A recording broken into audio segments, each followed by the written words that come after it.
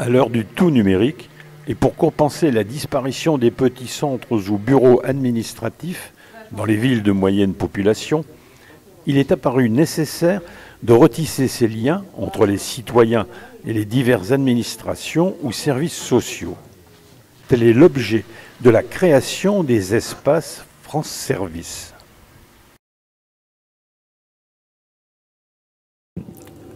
L'ancien centre des impôts a donc été rétrocédé à la ville, donc le bâtiment appartient à la ville, et nous abritons, dans le cadre de la reconcentration des centres des services des finances publiques, un service dédié aux collectivités Erstein.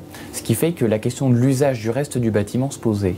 Et comme on s'y était engagé en 2020, on avait la volonté de rapprocher le service public de la population dans le cadre de la création d'une maison France Service. Depuis, ça s'appelle Espace France Service, mais la volonté, c'était de ramener le service public du quotidien à nos concitoyens directement en proximité.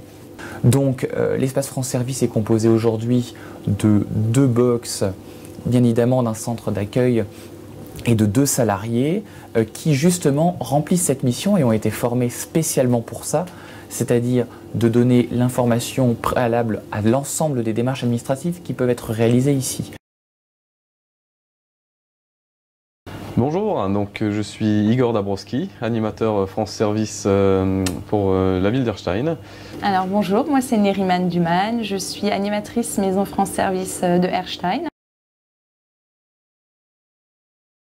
Ça permet d'une part à nos habitants de ne pas se déplacer forcément jusqu'à Strasbourg et de prendre des rendez-vous qui parfois sont longs et de se dire si finalement j'ai un petit problème, un problème qui n'est pas forcément complexe, eh bien ici on a des interlocuteurs qui peuvent nous accompagner et répondre à nos problèmes.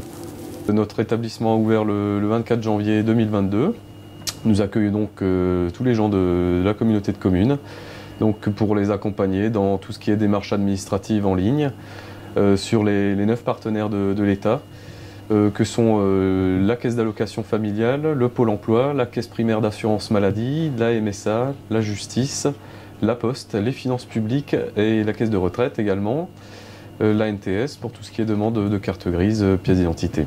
Nous travaillons avec 9 partenaires et nous accueillons les usagers. Alors nous les suivons au quotidien, c'est donc du premier niveau, dans toutes les démarches administratives qui restent simples, dans leur compte, naviguer sur Internet, leur montrer leur espace, leur créer des comptes, des mails. Donc nous avons suivi une formation spécifique auprès des 9 partenaires de l'État, justement pour accompagner les gens sur ces démarches-là. Alors nous les accompagnons dans leurs démarches administratives. Nous avons aussi un espace numérique pour les personnes qui n'ont pas la possibilité d'accéder, d'avoir un ordinateur portable à la maison ou alors une imprimante. Du coup nous profitons de ça pour les accompagner, les rendre autonomes aussi, les laisser faire, ce qui est très important. Le vrai retour positif qu'on a sur l'opération, c'est que d'une part, on ramène le service public à nouveau ici, à Erstein, pour l'ensemble de nos concitoyens et pas uniquement de la ville, mais d'autre part, les personnes qui ont des difficultés à remplir ces démarches, elles ont la capacité de le faire puisqu'elles sont accompagnées.